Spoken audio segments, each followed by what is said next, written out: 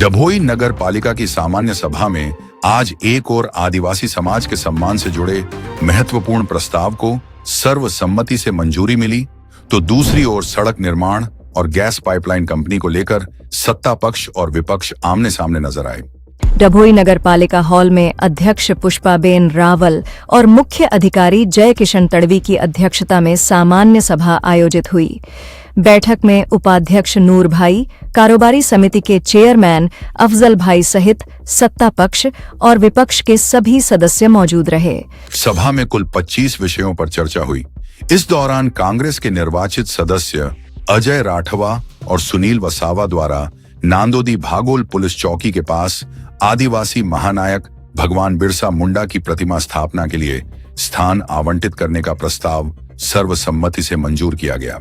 इसके अलावा सोसाइटी क्षेत्रों के सड़क निर्माण और गैस पाइपलाइन कंपनी को कार्यालय के लिए जगह आवंटित करने का मुद्दा भी चर्चा का केंद्र रहा। भाजपा का आरोप है कि कांग्रेस बोर्ड बनने के बाद विकास कार्य रुक गए हैं।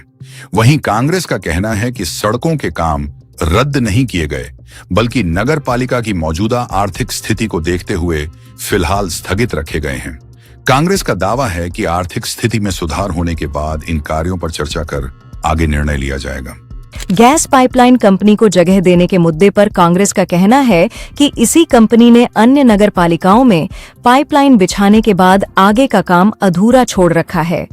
डभोई में भी पहले से डाली गई पाइपलाइन कई स्थानों पर अधूरी है और कुछ जगह क्षतिग्रस्त होने की बात कही गई। कांग्रेस का दावा है कि इन सभी मुद्दों पर चर्चा की जाएगी और उसके बाद जमीन आवंटन के विषय पर आगे निर्णय लिया जाएगा। डभोई नगरपालिकाમાં કોંગ્રેસનું બોર્ડ બન્યા બાદ 25 વિષયો સાથે આજરોજ સમગ્ર સભાનું આયોજન કરવામાં આવ્યું। જે ગત બોર્ડના કરેલા ઘણા બધા સારા કામો જે પ્રજાહિતના કહેવાય એને બહાલ કરવાના વિષયો અંદર હતા, પરંતુ કોંગ્રેસ એના સ્વભાવ પ્રમાણે વિકાસની ગતિ કેવી રીતે અટકે એની આજરોજ સમગ્ર સભામાં પૂરી ચિંતા કરી એવું સ્પષ્ટપણે અમારું માનવું છે। જેમ કે જે જન ભાગીદારીથી ડભોઈ નગરની આસપાસની સોસાયટી વિસ્તારના રોડો લીધેલા, જેમાં ધારાસભ્યશ્રીએ 20-30% રૂપિયા આપવાનું નગરપાલિકાને લેખિતમાં બાંહેધરી આપેલી, એવા કામોને રદ કરવામાં આવ્યા। આજે બીજી રીતે જિલ્લા આયોજનના કામ હોય, જે ડભોઈ નગરની પાણીની ખૂબ મોટી સમસ્યા હોય, એના માટે અગત્યના નિર્ણયો જિલ્લા આયોજનમાં લીધેલા હોય, એ કામોને પણ રદ કર્યા। ત્યારબાદ ધારાસભ્યશ્રીની મહેનતથી જે બીજીએલ વડોદરા ગેસ લિમિટેડ દ્વારા જે મહિલાઓને ઘેર ઘેર ગેસની લાઈન બને એના માટેનો પ્રોજેક્ટ હોય, એટલે બ્લોક નંબર 97નો પ્લોટ જે સરકારના નીતિ નિયમ મુજબ ફાળવેલો હતો બીજીએલને આપવા માટે, એ બી આજ રોજ રદ કર્યો છે।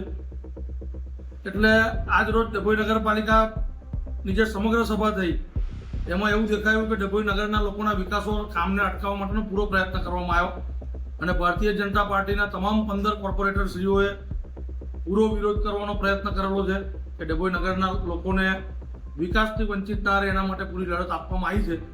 તે છતાં બહુમતી એમની પાસે છે નગરમાં, તો અમે અમારી રીતે લડી રહ્યા છે। આ આક્ષેપ ખોટો છે।